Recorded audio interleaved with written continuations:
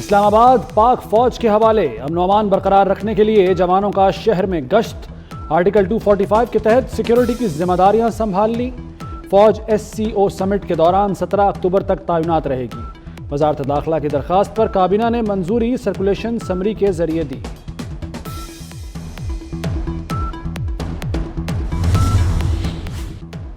شرپسند اور مسلح جتھوں کا دونوں اطراف سے گھیراؤ۔ شرپسندوں کے عقب میں KP سے فوجی دستہ بھجوایا گیا۔ عوام کی جان و مال یقینی بنانے کے لیے غیر معمولی سیکیورٹی انتظامات۔ وفاقی وزیر داخلہ محسن نقوی کا وزارت داخلہ کے کنٹرول روم کا دورہ۔ اسلام آباد کے مختلف حصوں کی نگرانی کے عمل کا جائزہ لیا۔ شرپسند عناصر پر کڑی نظر رکھنے کی ہدایت۔ کہا کسی کو قانون ہاتھ میں لینے کی اجازت نہیں دی جا سکتی۔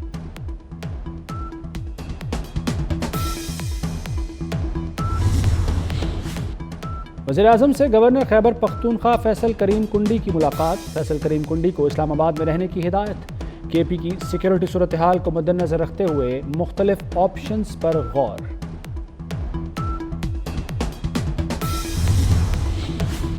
خیبر پختونخوا کے سرکاری وسائل کا بے دریغ استعمال۔ کرینیں، ریسکیو اور فائر بریگیڈ کی گاڑیاں اور سرکاری ملازمین قافلے میں شامل۔ مظاہرین شیل گنز، پتھروں اور ڈنڈوں سے لیس۔ کارکنوں کی جانب سے اسلحے کی سر عام نمائش۔ بس ہم بھی یہ کہہ رہے کہ یہ آ رہے اور صرف ادھر پنجاب میں احتجاج کر رہے، اپنے کے بھی میں کام نہیں کرتے، اور دیر میں اتنا مشکلات ہے لوگوں کا، سڑکوں پہ گاؤں کا بجلی کا۔ ہمارے باہر سے مہمان آ رہے ہیں، ان پہ کیا امپیکٹ پڑے گا کہ ہم ایک پاکستان میں گئے ہیں اور یہاں کے کیا معاملات ہیں۔ وزیر داخلہ ان کو کہہ رہے ہیں کہ کوئی فورنر نے آنا ہوتا ہے، کوئی بیرون ملک سے جو دورے لوگ کر، ہاں جی، تو آپ اپنا جو احتجاج ہے وہ مؤخر کر سکتے ہیں، لیکن نہیں ان کے کوئی عزائم ہیں جس کی تکمیل کے لیے میرے خیال میں وہ لوگ لگے ہوئے ہیں۔ اسلام آباد کے شہریوں نے تحریک انصاف کا احتجاج مسترد کر دیا۔ کہتے ہیں وزیر داخلہ محسن نقوی کی بات بالکل درست ہے کہ 17 اکتوبر کے بعد احتجاج کر لیں۔ ڈی چوک پر احتجاج کا ٹرینڈ ختم ہونا چاہیے۔ تحریک انصاف والوں کے مقاصد کچھ اور ہیں۔ لاہور کی انتظامیہ بھی ان ایکشن۔ لاہور سے اسلام آباد جانے والے راستے بند۔ بابو صابو انٹرچینج، ٹھوکر نیاز بیگ پر کنٹینرز لگ گئے۔ رنگ روڈ، شاہدرہ کی سڑکوں پر بھی کنٹینر کھڑے کر دیے گئے۔ آزادی چوک، گریٹر اقبال پارک جانے والے راستے بند۔ پولیس کی عارضی چیک پوسٹ قائم۔ پولیس کا آج شہر کے داخلی و خارجی راستے مکمل سیل کرنے کا فیصلہ۔ احتجاج سے قبل PTI کی مقامی قیادت روپوش۔ شیخ امتیاز، حافظ فرحت عباس، اسلم اقبال، حماد اظہر روپوش۔ پولیس کے چھاپوں میں 600 سے زائد کارکن پکڑے گئے۔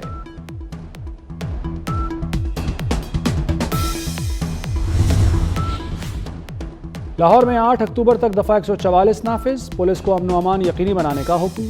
مدد کے لیے رینجرز کے دستے بھی تعینات۔ اینٹی رائٹ فورس بھی چوکس۔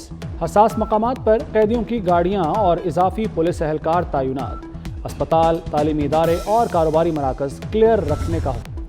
بانی PTI یہودی لابی کے ایجنڈے پر کام کر رہے ہیں۔ اسرائیل بانی PTI کے ذریعے ہم پر حملہ آور ہے۔ وزیر دفاع خواجہ آصف کی میڈیا سے گفتگو۔ کہا یہ معمولی بات نہیں، سازش کے تحت ہو رہا ہے۔ بانی، اسرائیل، افغانستان اور TTP ایک ایجنڈے پر کام کر رہے ہیں۔ بھارت شنگھائی تعاون تنظیم کے اجلاس میں شرکت کرے گا۔ وزیر خارجہ جے شنکر رواں ہفتے پاکستان آئیں گے۔ جے شنکر کا وزیر خارجہ بننے کے بعد پاکستان کا پہلا دورہ ہوگا۔ SCO اجلاس 15 اور 16 اکتوبر کو اسلام آباد میں ہوگا۔ بھارتی اعلیٰ شخصیت کا 9 سال بعد پاکستان کا دورہ ہوگا۔ بلاول بھٹو SCO اجلاس میں شرکت کے لیے بھارت گئے تھے۔ وزیراعظم سے امیر جماعت اسلامی حافظ نعیم اور بلاول بھٹو کی ملاقات۔ فلسطین میں اسرائیلی جارحیت پر آل پارٹیز کانفرنس بلانے کا فیصلہ۔ APC 7 اکتوبر کو بلائی جائے گی۔ صدر آصف زرداری اور وزیراعظم شہباز شریف میزبانی کریں گے۔ بلاول بھٹو کا وزیراعظم کے فیصلے کا خیر مقدم۔ Army chief general Asim Munir اور ملائیشیا کے وزیراعظم کی ملاقات۔ اسٹریٹجک امور اور علاقائی سلامتی پر بات چیت۔ پاک ملائیشیا فوجی تعلقات بڑھانے پر زور دیا گیا۔ ملائیشین وزیراعظم کا دہشت گردی کے خلاف فوج کی قربانیوں کا اعتراف۔ آرمی چیف کو ملائیشیا کے دورے کی دعوت بھی دی۔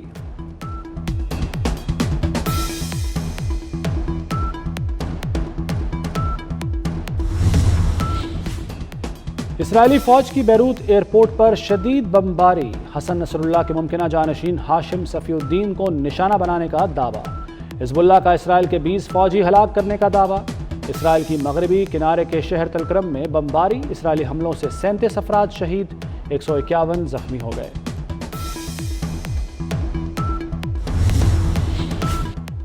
دشمن کو کھلی چھوٹ نہ دیں، چھوٹ دی تو وہ ہر مسلمان ملک پر حملہ کرے گا، مسلمان یہ خطرہ نظر انداز نہ کریں، اپنے دفاع کو مضبوط کریں۔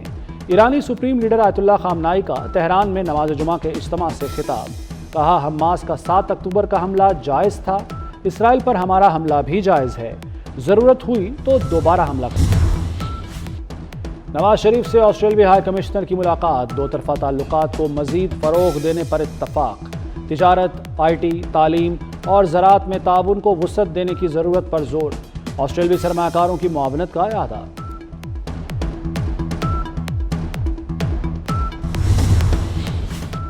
وزیر اعلیٰ مریم نواز نے پاکستان کے پہلے آٹزم اسکول کا سنگ بنیاد رکھ دیا، اسکول کے ماڈل کا معائنہ کیا، پہلا آٹزم اسکول گراؤنڈ فلور اور فرسٹ فلور پر مشتمل ہوگا، تھراپی روم، پیڈز روم، پری ووکیشنل ٹریننگ روم بھی بنیں گے، اسکول کی تعمیر 1 سال میں مکمل کی جائے گی، مریم نواز کا آٹزم ماہرین کی فوری ہائرنگ اور پروجیکٹ تیار کرنے کا حکم۔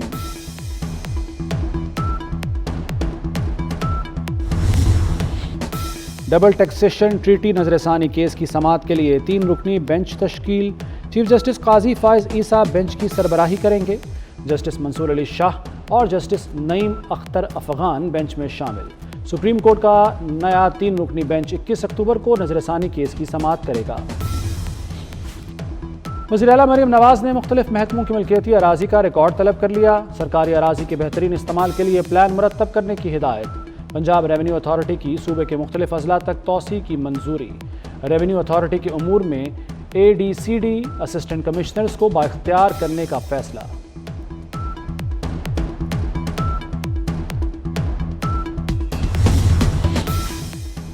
پاکستان میں پہلی بار کھجوروں کی 3 روزہ نمائش، گورنر اور وزیر اعلیٰ سندھ نے نمائش کا افتتاح کیا، 8 ممالک کی کمپنیوں نے اپنی پروڈکٹس پیش کی، غیر ملکیوں کی پاکستانی کھجور کے معیار کی تعریف۔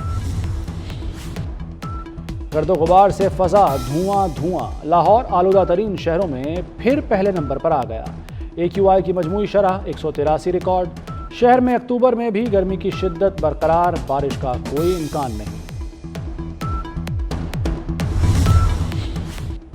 لاہور میں گھر گھر سے کوڑا جمع کیا جائے گا، LWMC ہر گھر میں ویسٹ بن فراہم کرے گی، کوڑا براہ راست ڈمپنگ سائٹ پر منتقل کیا جائے گا، وزیر بلدیات ذیشان رفیق کی زیر صدارت اجلاس، صفائی کے نئے ماڈل کے لیے مختلف تجاویز پر غور۔